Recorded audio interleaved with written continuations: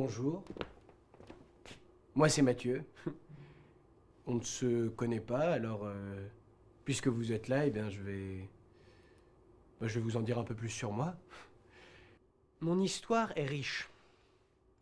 Alors je vais essayer d'être le plus précis possible et de ne rien oublier. Tout a commencé il y a quelques mois, quand j'ai été embauché par une association, un rêve d'enfant. Et pourtant, ça n'a rien à voir avec mon profil, hein. Je ne suis pas vraiment le genre de type à travailler dans une asso. Et pour tout vous dire, j'étais destiné à toute autre chose du fait de mon milieu social. Eh oui. J'ai grandi dans une de ces familles qu'on voit dans les téléfilms américains. Un père avec un poste important dans une multinationale, souvent absent mais très chaleureux. Une mère au foyer, très attachée au modèle de la famille parfaite. Elle me disait souvent, pour plaire à tes voisins, fais-leur de bonnes tartes. Un grand frère, une petite sœur, enfin, classique, quoi. Après avoir vécu paisiblement pendant 13 ans aux US, nous nous sommes installés dans la banlieue lyonnaise et là-bas, j'ai passé une adolescence, ma foi, très studieuse et très sympathique. Mais mes parents tenaient absolument à ce que nous obtenions une bonne place dans la société. Du coup, mon frère est devenu ingénieur et moi, on attendait un peu la même chose de moi, quoi. Alors du coup, j'ai fait des études de droit, puis une grande école, et j'ai été repéré. J'ai été repéré très tôt par des intervenants qui m'ont fait une place dans les hautes sphères du milieu financier. Alors, tout naturellement, et puis aussi pour faire plaisir à mes parents, c'est ce milieu que j'ai intégré. Et très vite, et un peu malgré moi, je me suis rendu indispensable. Et de l'extérieur, on pouvait croire que je ressemblais à un requin, impitoyable et sans scrupules.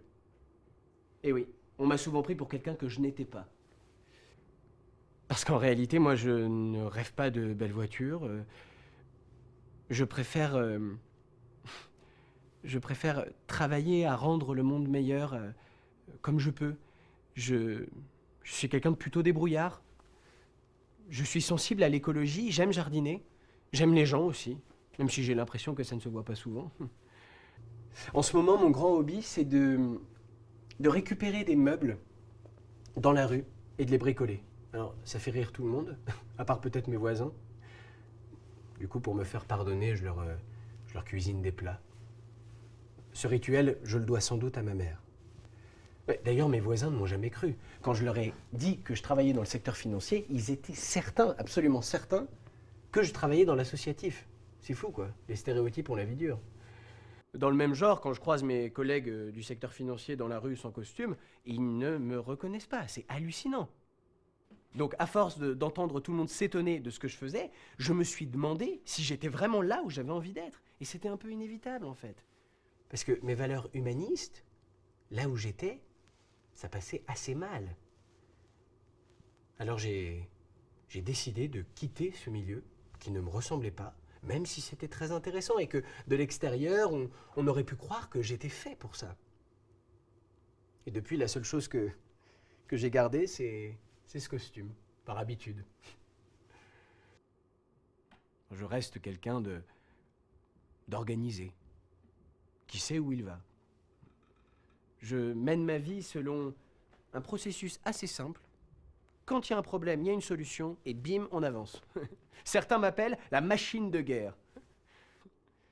Toujours est-il que je supporte assez bien mes contradictions.